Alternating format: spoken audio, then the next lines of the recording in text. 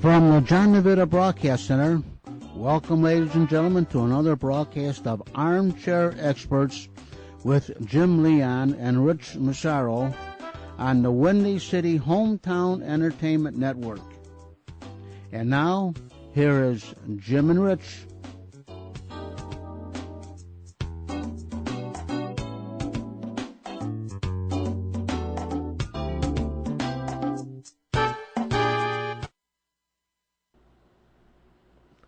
Off and running again. We're not on the air, though, are we? Yeah.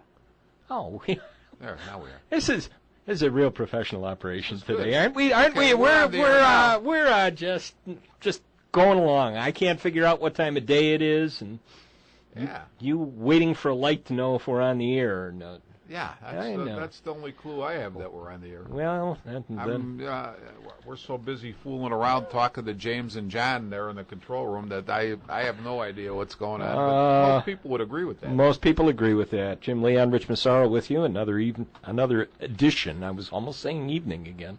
Another edition of the Armchair Experts, like it or not.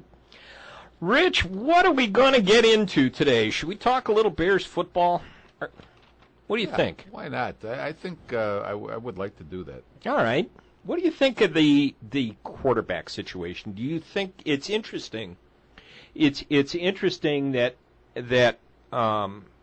Trestman is making hints that they may even carry 4 quarterbacks this year.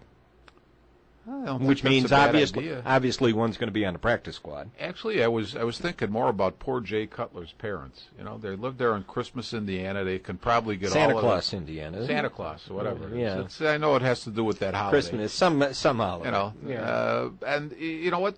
Here, these poor people, they probably can't watch TV or listen to the radio because here's their son who actually, think about this now.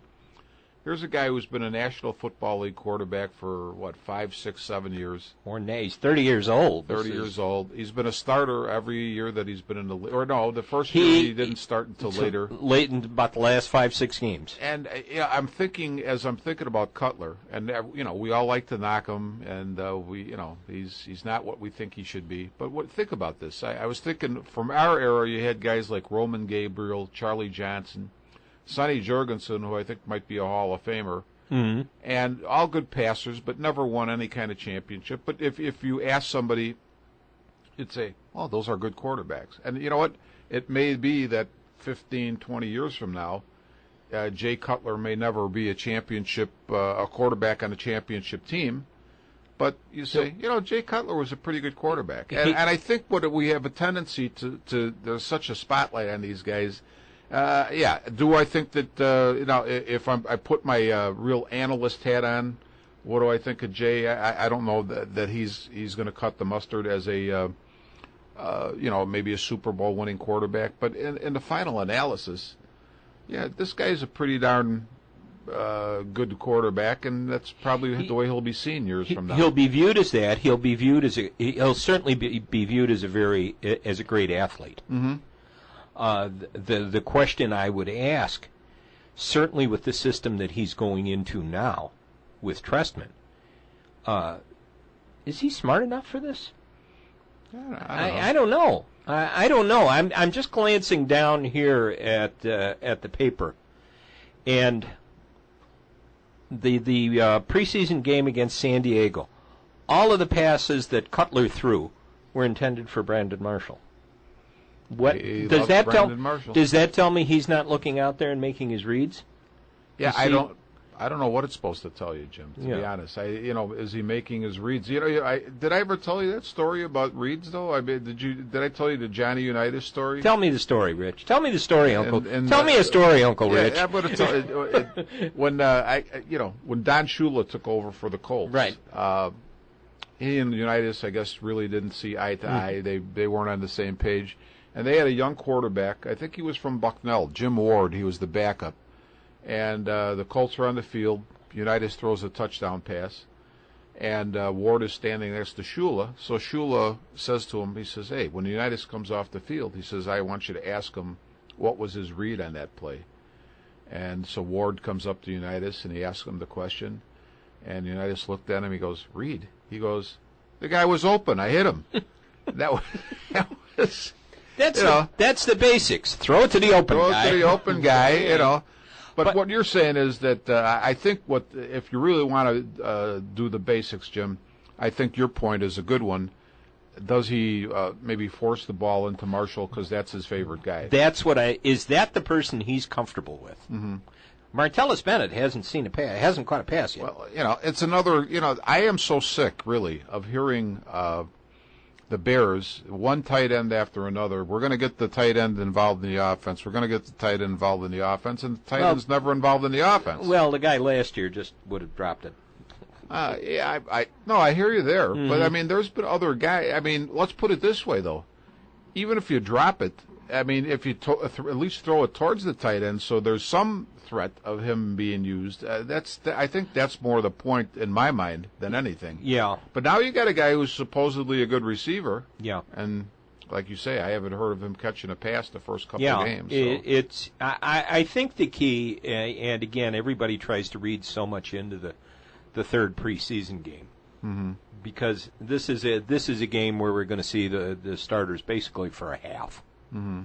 And you're never going to see the full scope of the offense. You're never going to see the full offensive package until they get into the regular season. You know what though, Jim? I think I've heard that before. I understand it, but I think that's so much BS.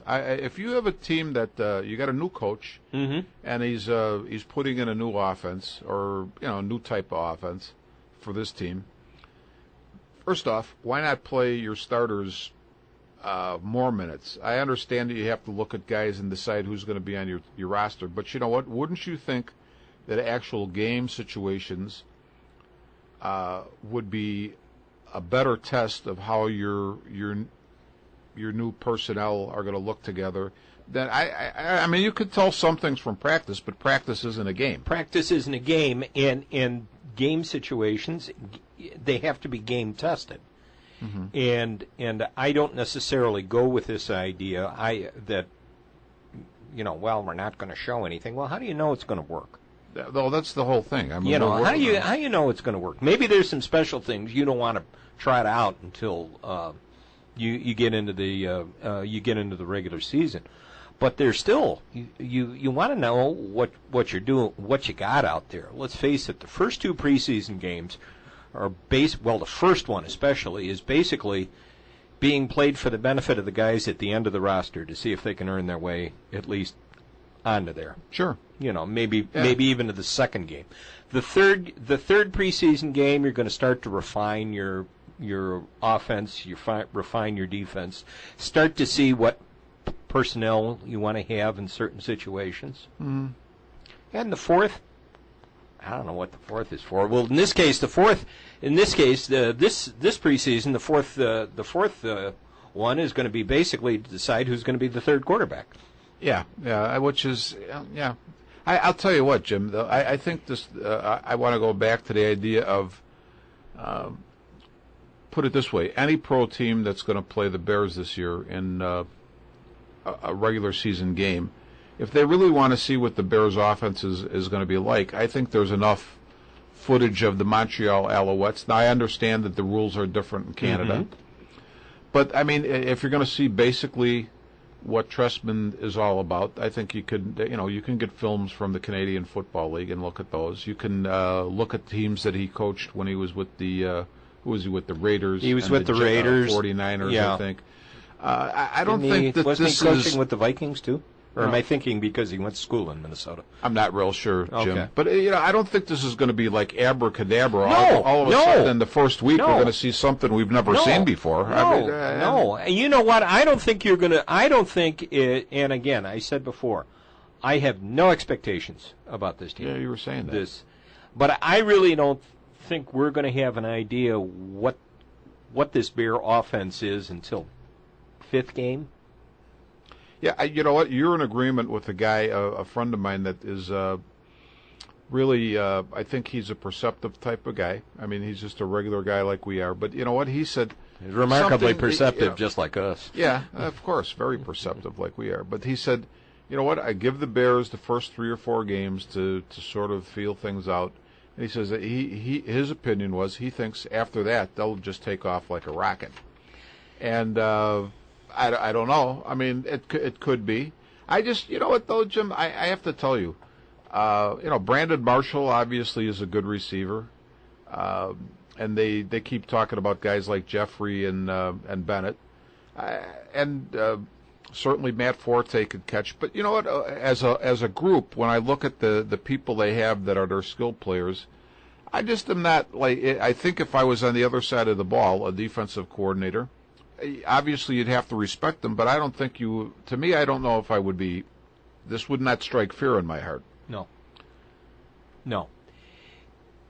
What do you think of the possibility that there and I think it for the fact that we've had the Bears have had some terrible drafts the last couple of years, the fact that there's a strong possibility that 2 rookies are going to be starting on the offensive line? Well, I think that it was a fiction created by the Bears coaching staff to feed to the media that there was actually any kind of a competition between Long and Brown for that spot. I mean, watched a little bit. They had, I don't know if you saw the game on last Thursday night. Watched the first half. But, they showed... Chris Berman makes my ears bleed. Yeah. They showed clips of different plays that Long was involved in. And I'm thinking, this guy is the starter. I think he was the starter from the get-go. I don't think they want to actually say that. They want to make it look like it's a competition. And to me, hey, if you're in a position like what you're saying, Jim, this is your first year as a coach, so you're still on your honeymoon. Your first-round draft choice is an offensive lineman. He looked pretty darn good, at least from what I saw of him in that game. To me, I'd start him. I mean, he's the guy. I tell you what, to use a phrase that the kids use, the guy is a beast. Oh, he is. He is. And it was interesting to hear how Markish was talking about Howie Long, Kyle's dad. Mm-hmm. And he said that he always, the comment was that his brother, Kyle's brother, Chris, he was going to be the football player. Kyle was going to be the baseball player. Mm-hmm. That was it. Now all of a sudden he's blossomed, and I'm kind of looking forward to watching him, just to see how he is when he gets into the meat of the competition. Well, as somebody who's coached a little bit of offensive line, and obviously not at the level that they're at, or even close, but has some distinct opinions about how linemen should block. What I saw of Kyle Long really did my heart good, because it reminded me of a little bit of your old-fashioned lineman. Push the guy downfield, if you want to use that type of term. I didn't just see this where you hit the guy and you try to turn him and open a little crease. Mm-hmm. I saw a guy who was actually trying to drive his man downfield and get a big push. Mm-hmm. And I see I have to tell you, there are so many of these offensive linemen in the NFL and in the college ranks today who are just big blobs. And you know what? All they can do is make contact and then try to turn the guy. There's no way they're going to get any drive. No. It's good to see a guy like Kyle Long. No, it is. It really is. What about John Bostic? What did you think of him? He's, you know what? And what did you think? He's going to carry on the tradition of great middle linebackers for the Bears, barring any, barring an injury or whatever. But he's, to me, that's a guy right now. I'd say DJ Williams, through no fault of his own, he's injured. But to me, he's got to win that job back. If he could win the job back, then we'll still have a heck of a middle linebacker for the season. You'll still have a great linebacker. Bostic was fined $21,000 for that hit. No, I didn't see the other night. Well, they said it hit him with the crown on the helmet. Okay. They're claiming he led with the helmet, so there's a fine. A lot of people are very upset about it. Well, it couldn't have been that bad, because the man who was hit came back and scored 2 touchdowns in the game. Yeah. So I didn't seem to have that bad of an effect on him. And it's beginning to wonder. He was in a position, at least from what I had, the way it was described, that there wasn't much else he could do other than hit him. Here's the whole ridiculous nature of some of the rules that these guys play by. You're making a great point when you say, "Hey, what do you, are you supposed? You know, you're mid-flight, or you could be in no other position, and that is how you have to approach the man and hit him." It's not like you're intentionally trying to hurt him. This is just the way the play happened. There's got to be some discretion on the NFL's part on a fine on something like that.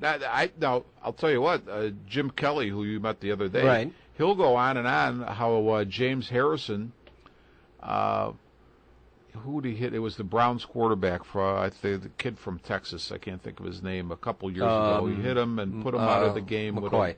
Colt McCoy. Colt McCoy. He gave him a concussion. And I'm sure he was fine, but I don't think there was a suspension or anything else. That's a totally different thing, because I don't watch that many games other than the Bears, but I happened to see that game, and that was a game where, he was going to do some damage on that play. Yeah. And you know what? The people in the NFL office, nobody can tell me that they don't have enough experience to make that distinction between a regular play where somebody happens to get dinged up and one where a guy's actually going in to do some damage on somebody. Purposely, where the guy is unprotected. Yeah. I'm finding listening to Mark Trestman and watching some of him during this preseason and interviews, I find him very interesting and the complete opposite of what we've had for the last 10 years. Haven't had anybody who was this talkative since the Koch. Wow. I think he's a guy with a lot to say. He is. Man wrote a book. Yeah, he wrote on the leadership. book. Yeah. On leadership. And the simple fact that you heard from him the other day about the quarterback situation. That basically said, this is what we're going to do. You didn't get the usual Jay is our quarterback that we've been hearing for the last years. Jay is our quarterback, Rex is our quarterback, whatever it was. You heard this is what's going to happen. We're going to play Jay the first half. Right. Maybe into the third quarter. We're going to send Josh McCown in, play the rest of the game. Following week, neither of them are going to play. We're going to decide who's going to be the third. And we want that third because it's important to have somebody who's been in the room, been in the meetings. Well, I think what I hear is a lot, and I could be totally wrong because I haven't been to Hallis Hall for either administration. We're not that professional. But I would say, dang, I wish we were. It'd be fun. Although I think we'd probably be chirping out the same inanities that most of the other media people are doing. True. You know what? Trustman seems just on the face of it, and that's all we have to go by. I think what I hear when you say that, Jim, is a lot more organized. Very cerebral. Now, it was interesting, too, listening last night, and I would recommend to anybody, if you want to hear an interesting half hour of football discussion on Tuesday and on Wednesday, turn on Boers and Bernstein on 670 The Score. 5 to 5:30 on Tuesday. You got a half hour of the three of them. Boers, Bernstein, and Hubarkush just talking football. Great stuff. Next day, Hub takes phone calls.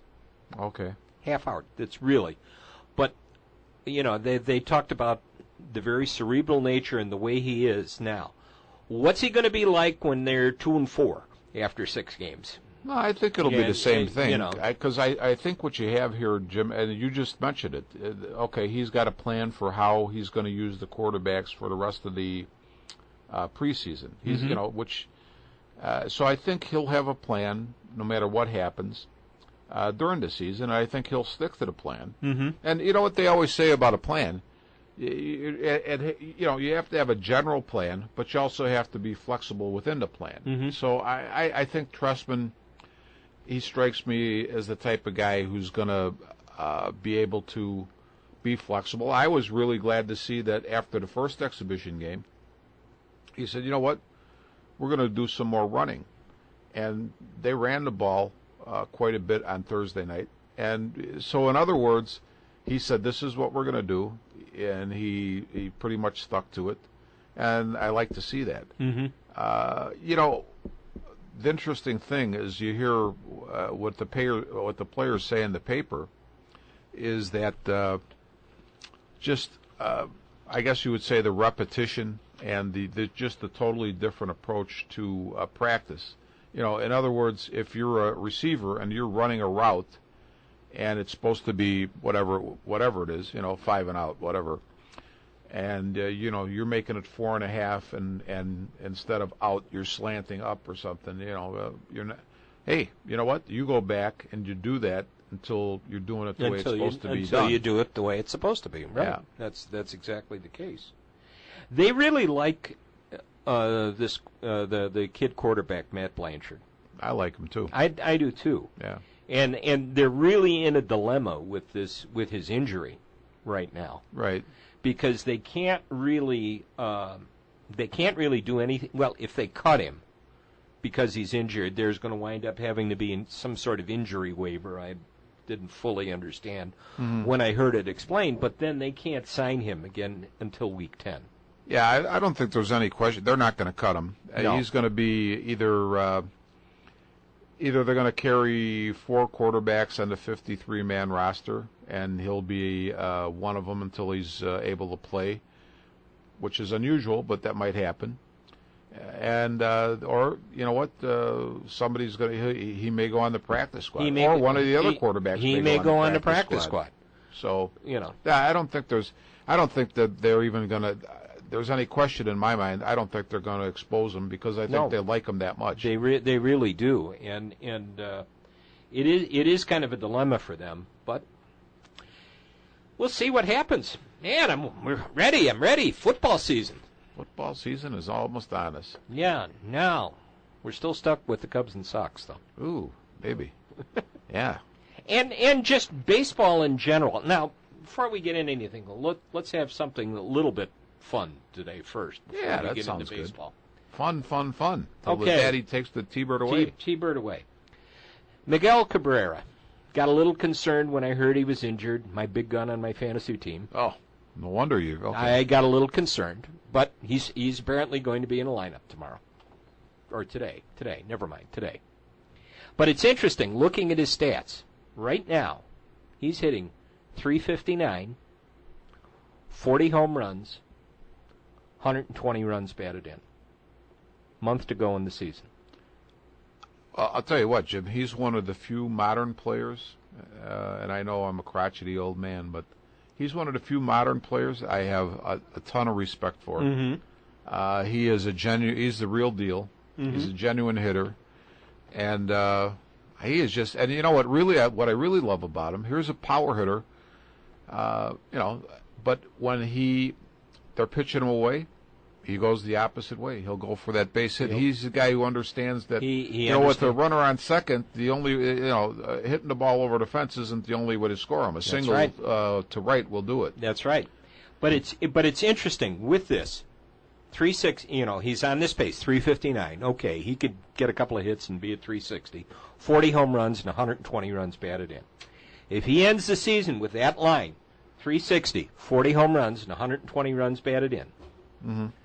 He will be one of 4, 5, 6, 7, 8, 9 players who have ever accomplished this. It would be the 18th time this has been accomplished in Major League history. Can you name any of the names? Okay, give me the stats again. If they had to finish the season with at least 40 home runs, mm-hmm. at least 120 runs batted in, okay, and had to hit 360 or better. Well, that's the tough part. You're saying there's actually 18 guys who've done that? No, there are actually 8 guys who've done it. Oh, 8. 8 guys who've done it already. But they have done it obviously, you have guys who've done it multiple times, and this will be the 18th time. I see. Okay. Well, my only good guess would probably be Ted Williams. No, Ted Williams never hit 40 homers. I don't think. No, I'm stumped because you know what? Aaron Mays, those guys never hit for that big of an average. Never hit for the average. Well, they hit for average, but not 360. You're going to have to go back into the history. Into the archives? Into the archives. Well, did Lou Gehrig do it? 3 times. Okay, Lou Gehrig. That was a decent guess then, I guess. But yeah, Then and obviously somebody else in that same era. Well, Babe. Babe Ruth did 7 times. Oh, over 360 though. Yes. Okay. And he came close 2 other times. Oh, no kidding. And Gehrig came close 2 other times. Okay. Well, did Hack Wilson do it? No. Okay. No. Rogers Hornsby did it. Okay. Well, that's once. yeah. Okay. Jimmy Fox did it twice. Wow. Okay. Now, here's some names you never would have thought of with this. Okay. Larry Walker.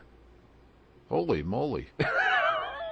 I said holy moly. See, I didn't say that other thing, Kevin. That's right. He did it once, came close another time. Todd Hilton. Who? Todd Hilton. Wow. And who's the other one? Well, there's 2 more. Oh, 2 more. Mike Piazza. Wow, that surprises me. The average and yeah. Okay. And I didn't know he ever cleared 40 homers. Yeah. Like 46 or 47 one year. Wow. And one that you probably won't remember, but if you think back to the 61 when you had Maris and Mantle, there was another guy. Jim Gentile? Norm Cash. Norm Cash. Yeah, okay. Won the batting title that year. I thought you were going to say Sonny Roberto. But I heard that today, and I had to go look at this and see how close they That's were. a good. I like that one. That was Jim. kind of an interesting one. Yeah, that's fun. So as we've gotten through baseball season here now, and thank God we're getting through it. It's another. We have to put up with this for another month. What's your biggest disappointments? Who do you view as the biggest disappointments? Baseball as a whole this year.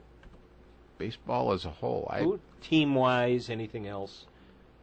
Well, you hit me. You know, I don't know about biggest disappointments, but you know, my thinking has come full circle on this Cubs-Sox thing. I actually think the Sox have a better chance to rebound quicker now than the Cubs. That was one thing I wanted to talk about tonight.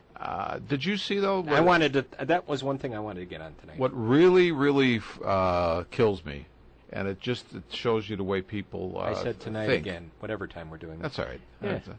You know, the Sox have the 4 lefty pitchers that they look like they may go into next season with and finish out this season. And I'm reading that, you know, there's concern that, wow, should we have 4 lefty starters? And Robin Ventura, obviously being a baseball man, made the most intelligent comment. You know, hey, if they can get the guys out, who cares? But you realize, Jim, yeah, I understand they're saying that there's an advantage for a right-handed hitter against left-handed pitchers, and you know you could throw heavily right-handed lineups. Right. But you know what? Regardless, there's still most hitters are right-handed. There's obviously way more right-handed hitters than left-handed hitters. So what is the big deal? What's the deal? What's the big deal? As long as you can get somebody out, who cares? Yeah. You know, even if you have 6 fingers, you can get them out. We don't care. It's Antonio Alfonso. That's right. Or like what Campy Campaneris did in a minor league game. He pitched both right-handed and left-handed because he was ambidextrous. There you go. So, in fact, I forgot to look at the article today, pull the article out, but I saw somebody did something this past week. I think he played for Houston that Campaneris also did. Played all 9 positions? No, he pitched and caught in the same game. Pitched and caught in the same game. Yeah, okay. Yeah. It's happened before, but I think Campaneris might have been one of the last ones. You know, I know he did it in the minors, and I don't know if he did it in the majors. He did it in the majors in that game where he played all 9 positions. Yeah, I know he played all 9 positions in one game. So, So as I kind of looked at baseball in a whole this year, really, when you start to think of people that have been big disappointments, the world champions, the Giants. Oh yeah, they're in the they're in last place, and I looked and I can't remember who it was. If they finish last after winning the World Series, I think this will be the second time in history.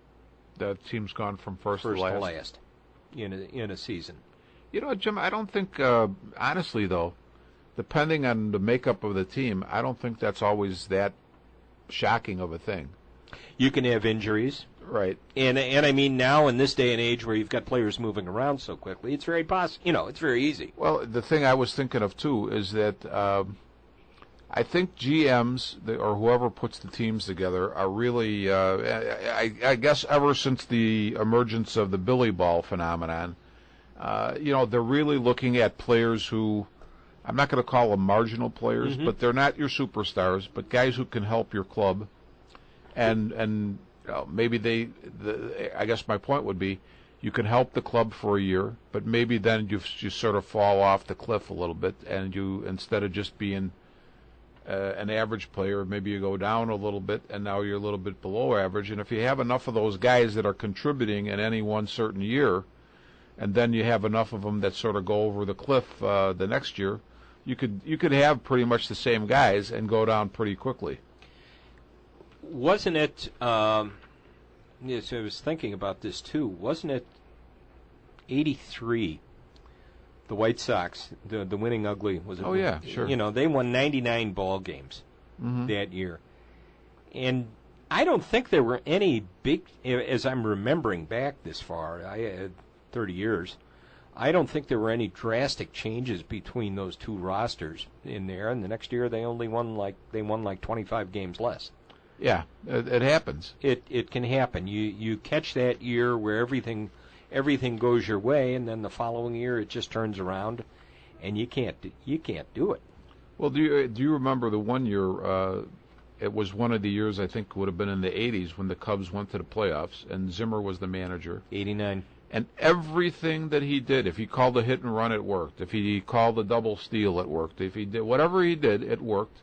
And a lot of weird things would happen. I remember that there was an incident where the ball actually hit the runner, and I'm thinking, okay, that was the Cubs runner, and I'm thinking, okay, that the call is out. But then I actually discovered something that I hadn't known before. The only time that applies is if the runner is actually in a position where, say, he's in front of the fielder. In this particular case, the ball went past the fielder, hit the runner, so the runner was okay being hit by the ball, and the Cubs got the benefit. I think that was in Cincinnati. It was in Cincinnati, and it was Rob Dibble was the pitcher. Was the pitcher. And but the next year, I watched a lot of the games, and Zimmer, I think, managed exactly the same way. But the players, in this case, the response, and it's nobody's to blame really, but he wasn't getting the same results. Yeah. And so they went from, I think they went from a playoff team to, I know they didn't make the playoffs in 90. Under 500.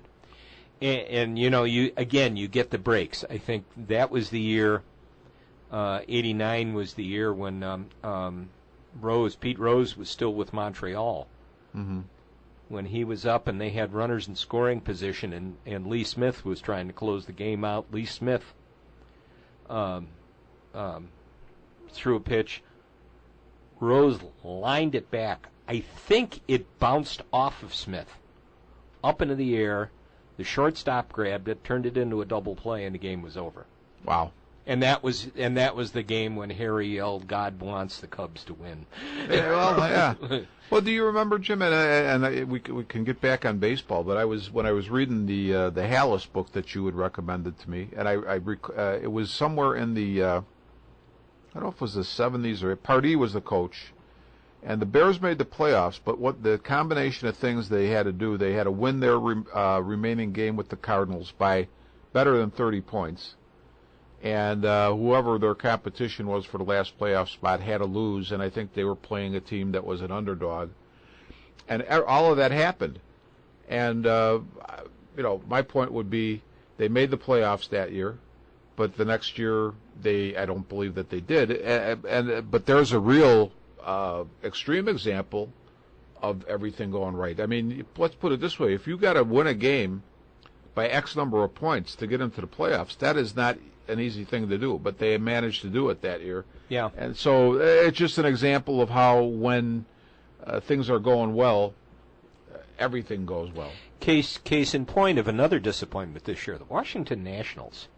My gosh, that was a team I think everyone was expecting to do well this year.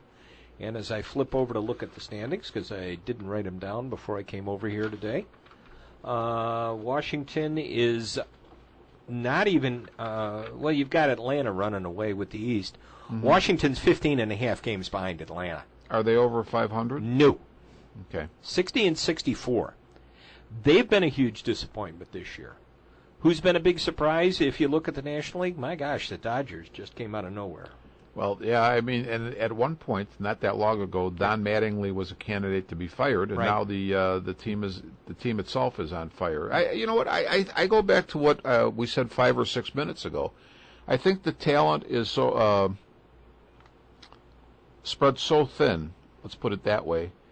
That if a club gets 3 or 4 guys who are sort of borderline players that all of a sudden perform above expectations, that can put you over the top. And by the same token, if those same guys who boosted you this year go the other way next year, then you're sunk. So I really think that's actually what happens. There's a few clubs. The Cardinals would be one that would come to mind, where I think they're so solid all through their system that they don't have those swings as often. But almost everybody else is in a position where, again, 2 or 3 guys go sour on you that you're expecting, at least decent years out of. You've had it. And you've had it. I think everybody is trying to model themselves, certainly with the Cardinals. That's the key, that you have these people coming up and filling in. Maybe that's the secret for the Pirates this year, that they've turned it around, because they've had some talent in the minor leagues. As I've looked at their minor league team records over the last few years and tried to watch them flow up, even though it doesn't mean anything because they said they brought up Felix P.A. to be their leadoff man today. Today? Yes. Good for Felix. I know. Well, here's a good thing, though. The Pirates, with this group that's there in the major leagues now, took their lumps for a while till these guys got their feet under them, and now, and you know what? They didn't panic. They didn't say, "Oh boy, you know what? We finished last 2 or 3 years in a row, or we've been years in a row, or whatever it is." But I'm talking about with the current group of players that they had faith in. Right. They didn't panic and say, "Okay, we got to do something now. We have Neil Walker. Somebody wants him. We can get a couple of halfway decent players for him." No, they didn't do that. They stayed with the guys they have, and now it's paying off for them. They keep going away. They keep going on. Nationals, like I said, big disappointment. I looked today because I think we talked about it. We talked about a guy, and we talked about the Cardinals, and they timed it right to let him go at that point. Pujols. Oh yeah. Pujols is out injured. You realize the if you would look at the contractual commitments that they've got with him, I mean, next year I think he's supposed to be getting like $23 million next year. And they're going to be paying this guy to like age 42. Yeah, well, good luck. Yeah. Now it's not like the NFL either, is it? Where the contracts aren't guaranteed. No, that one's probably guaranteed. That one's probably guaranteed. I had something when we were having coffee yesterday, when you and Jim and I were sitting there, and I was scribbling down things as we were kind of talking. You brought up one. Let's start on that right now. The White Sox. How close are they? I actually, like I said, I'm turning my thinking around. I actually think they're going to be closer than the Cubs. I think they're going to rebound. I think what's happening, too, as funny as this may sound, I think that they will be able to do that because I think they have a little bit deeper pockets than the Cubs do at this point. Yeah, that's true. And I think what the team lacks, they have the good young arms, pitching, starting pitching as well as in the bullpen. And if they add a couple of impact free agents, the right guys, I don't think it's going to take them that long to turn it around. But the problem, and I think they're paying for this now, from years of Kenny tweaking. Sure. Tweaking. They got diddle in the farm system. I don't know about that, Jim, though. I mean, you know what? I saw them play exhibition game during the year, and one of the names that came to mind, Trace Walker, outfielder. looked pretty decent. There was other guys whose names I didn't stick with me that looked pretty good in a little bit of that I saw.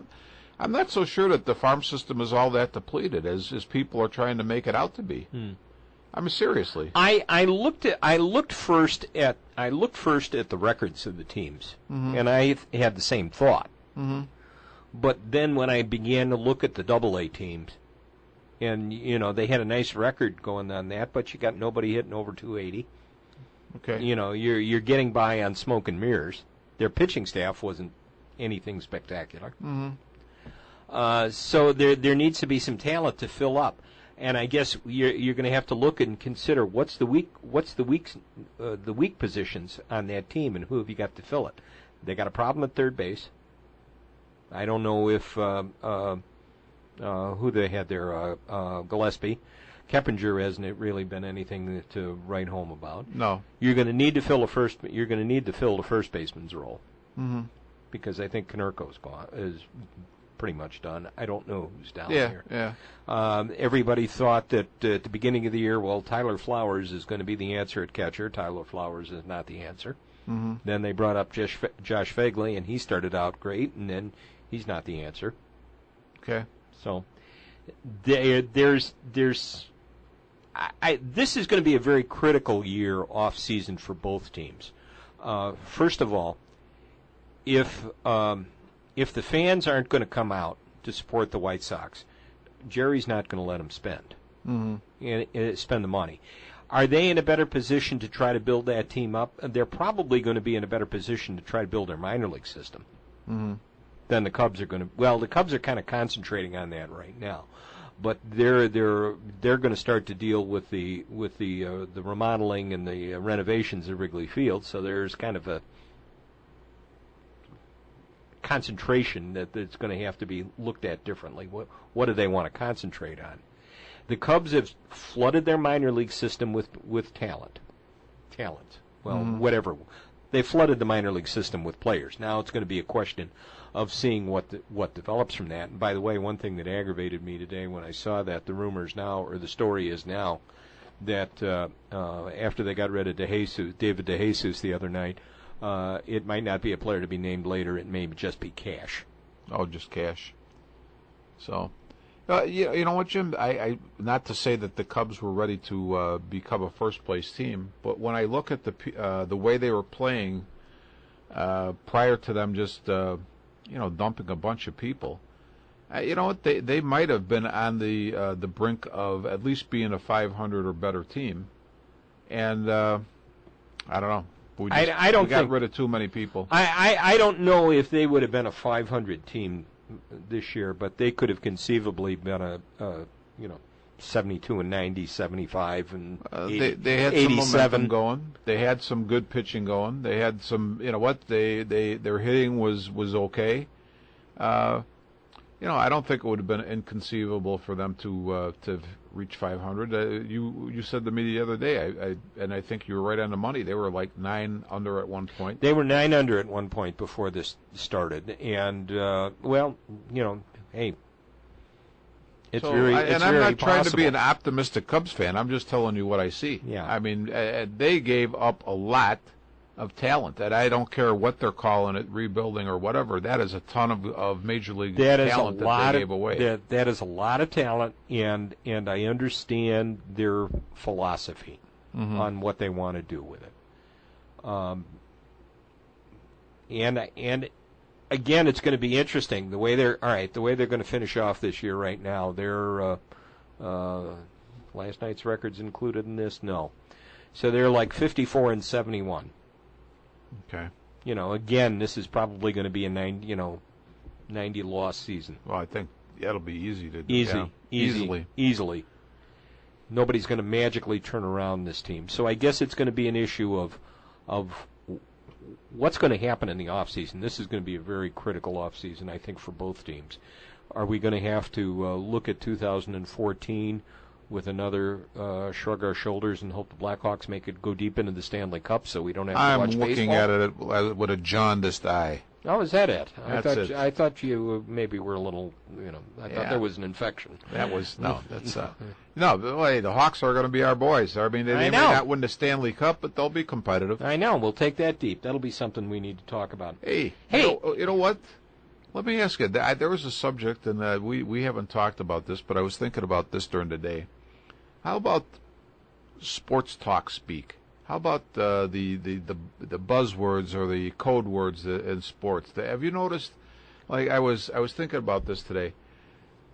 Now, when you were a kid and if you wanted to play football, it would have been saying, "I'm a defensive tackle," or "I'm a middle linebacker." And you might not have been tough, but at least it sounded good. You might have been the last guy standing around and you jumped on the pile. That's right. But now, what do you say now? When, your uncle comes to see you play a high school football game and you say, "I'm a 3-technique tackle. And you know what? I'm taking a crocheting course at fourth period. And, I'm very proud of it." It's something I never faced that. Jeez. Or, I'm not sure. I'd be embarrassed to say I'm a 3-technique tackle. Yeah, I'm a 3. Does that sound tough to you? I'm a 3-technique tackle. And how about going to baseball? I'm a 5-tool guy. A 5-tool guy. Okay. Well, are you a plumber or a carpenter? There you go. Yeah. Well, you know what? Too. If you read high school sports, they talk a lot about rising seniors. And I'm thinking, well, most of the parents up there are probably saying, most of my seniors are falling asleep or won't get awake seniors. Not too many rising seniors. I'm happy. There. I'm happy if they get to school on time. Yeah, those types of guys. We're gonna have to get into high school football maybe next time. We'll have. Did you say they're doing? Sometimes it's doing the Super 25 or whatever they're calling. Oh no, I'll have to take a look.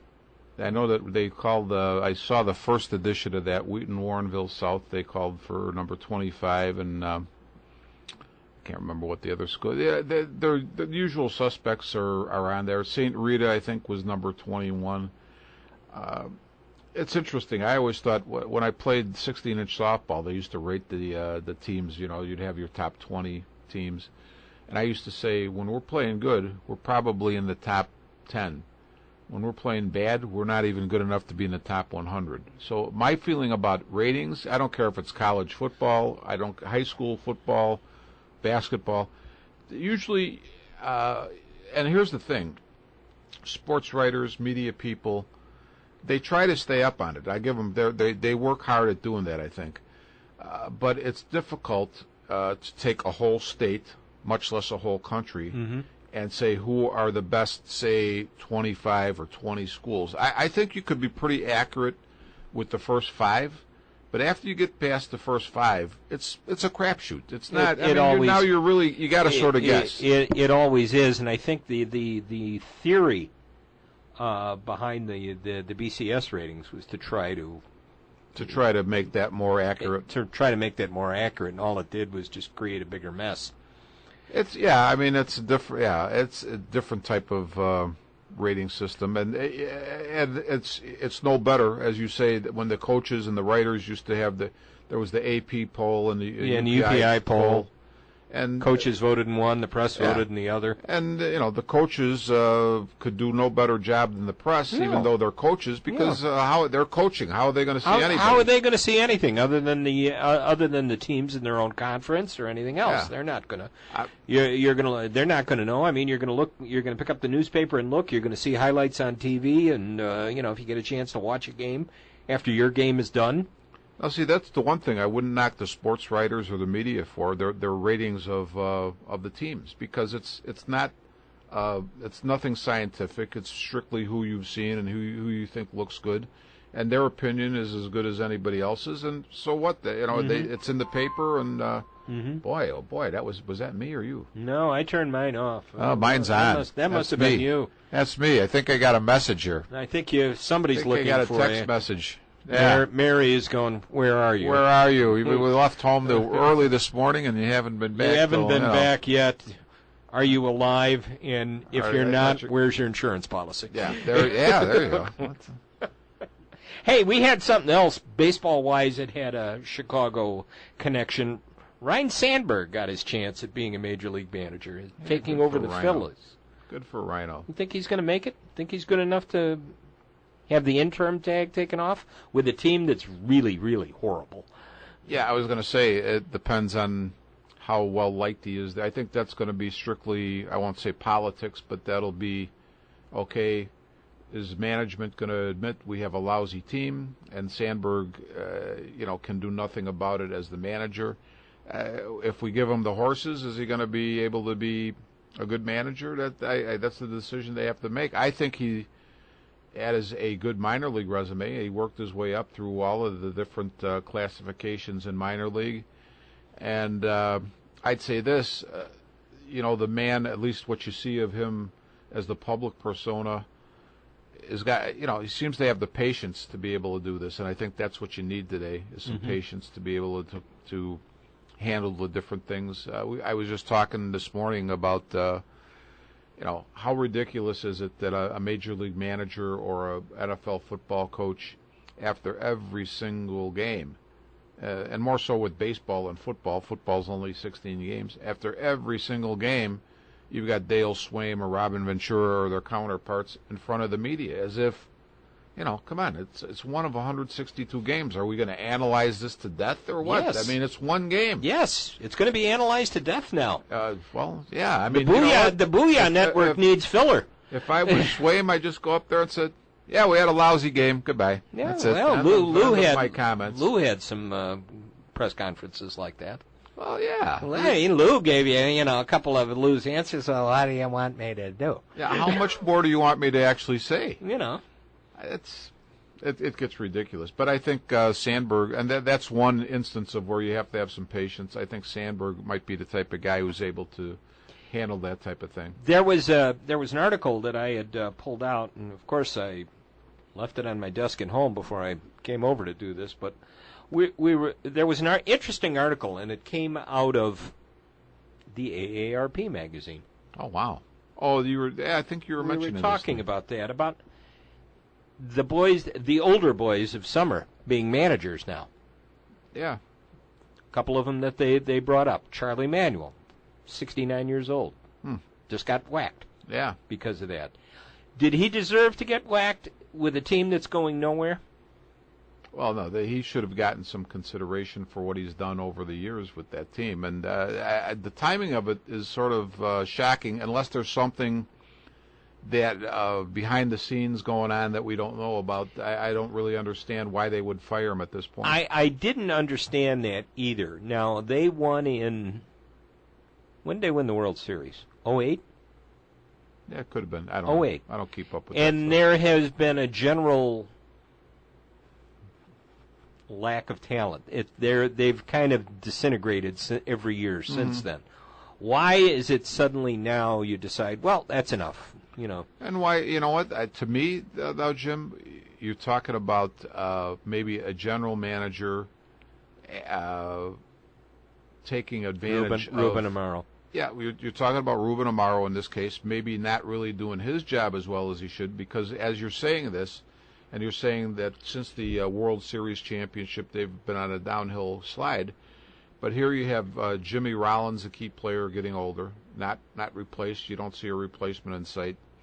Right. Chase Utley has had some injury problems over the years now, since then, and he's not getting any younger. Right. Ryan Howard has injury problems. So you're saying Michael Young is getting up there. He's been kind of a versatile ball player for him. I keep going. The thing that's going to stick in my mind forever, or as long as I'm lucid, is what you brought up, which could be in about 8:45. Yeah, it may not be that short of a time, or long of a time.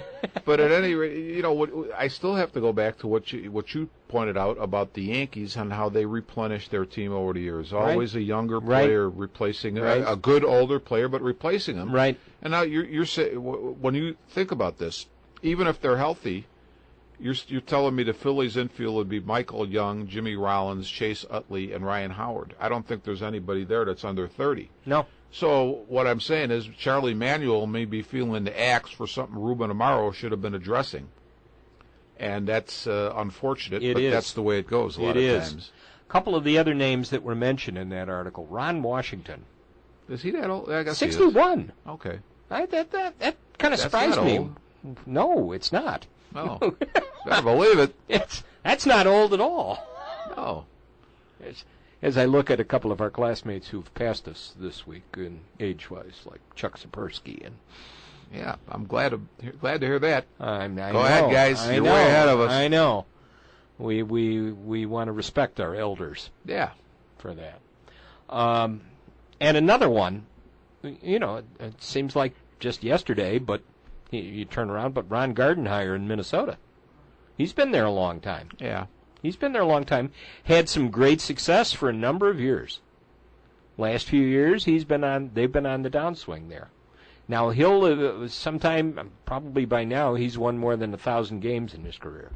Well, Paul Konorko earlier in the year had a great comment on the subject you're talking about, because they were questioning, is he not doing well because he's getting older? And his comment, and in his case, maybe he's not doing well, because he wasn't saying one way or the other, but his comment was, you know what? How about when I was a younger player and I'd go through a period like this? You didn't say anything about my age then. And because I could point to a lot of guys who are in the league right now that are 22, 23, 25 that are going through rough patches, and nobody's saying because they're not bringing up their age, because that's not relevant. And I think that he's onto a good thought there. So, you know what? Why would Gardenhire or Manuel or Davey Johnson or whoever you want to point out be any less of a manager unless they are, have dementia setting in or something, just because they're older? Who was it? Some of them could beat their head against the wall. Yeah. I mean, Mark Trustman just got hired with the Bears. He's 57. I know that's not 61 or 60 or 9 or anything like that. But who says that being older makes you any less sharp?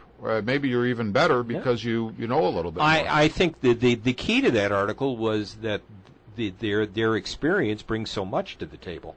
Yeah, I would say that a lot of other players or that a lot of other managers would not be able to deal, would not be able to come to the table with. Well, I'll tell you what. The last time I actually head coached a football team was about it was about 6 or 7 years ago, let's just say. And we had an incident. Now, we in this particular league, we could be on the field with the players. Okay, it was more of an instructional type of thing. We had a situation where... Was this the Junior Rebels? Junior Rebels, yeah. We had a situation where one of our backs was supposed to get the ball, and the quarterback saw an opening, and he just took off, and he went for a touchdown. Now this kid that was supposed to get the ball actually was a good kid, good, tough kid, but he's crying, "Oh, Tommy took my touchdown. Tommy took my touchdown." And you know what? If I would have been at that point 15 years younger, my first instinct would have been, you know what? Sit down on the bench, you little crybaby, and just shut up. But you know what? Having the as much experience, or being as old as I was at that point, I looked at it totally different. Not only was he was upset, but he was upset in a good way where he was motivated. So the next time we got the ball, I told our offensive coach, give him the ball. And I want to tell you something. We marched down that field. He had the ball every carry. He tore people up, and he went in for a score. And I'm thinking, you know what? Now, had I been a younger coach, that score never would have happened. But the fact that I was able to say, okay, this is a kid that he's a good kid. I'm not reacting to his reaction.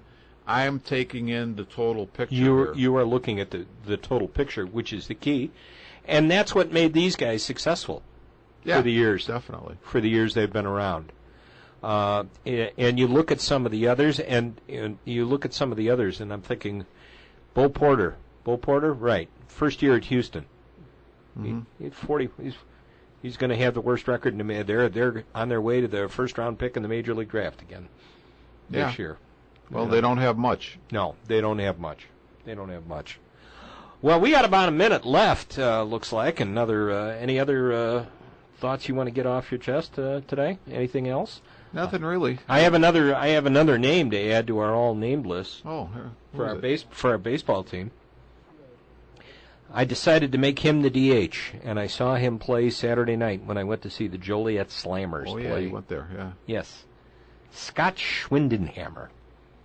Scott Schwindenhammer. I like Scott that. Schwindenhammer. How many letters is that? Or how, as Harry would say, what is Schwindenhammer spelled backwards? Ramaned New Hitch.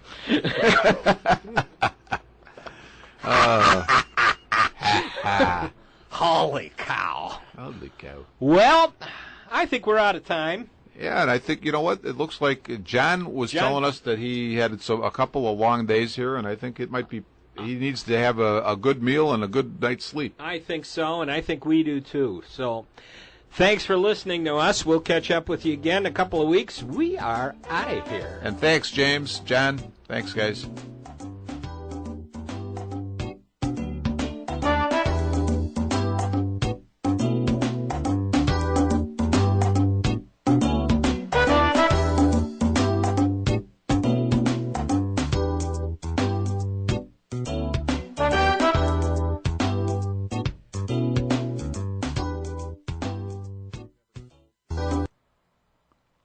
You have been listening to Armchair Experts from the John DeVita Broadcast Center on the Windy City Hometown Entertainment Network with Jim Leon and Rich Massaro. This program was directed by John DeVita, edited by Stephen Lehman, and our audio engineer was James Rohde. This program was pre-recorded on Wednesday, August the 21st, the year 2013. Thanks, friends, for listening.